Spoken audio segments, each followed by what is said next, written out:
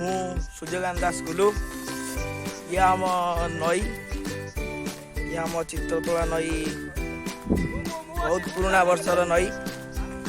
ଏଠି ମଇଁଷି ବନ୍ଧା ହେଇଛି। ଇଏ ରଚିକାନ୍ତ ଦାସ ପିଙ୍କୁ। ଆସନ୍ତୁ ଟିକେ ନଈ ଆଡ଼େ ବୁଲି ଆସିବା, ଚାଲ।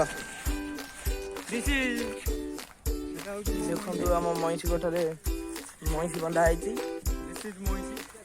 ଆମର ଗୋପାଳ ଘର, ଆମର ଗୋପାଳ ଘର।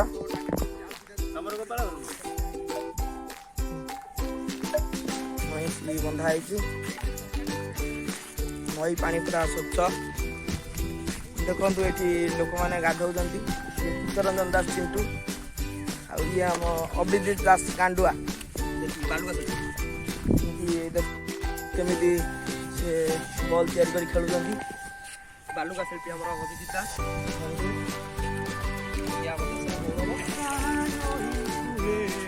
ଆମ ନଈ ପୁରା ଦେଖିବାକୁ ସୁନ୍ଦର। ସେପଟରେ ଆମର ଶନି ମନ୍ଦିର ଅଛି, ମନ୍ଦିର ଅଛି।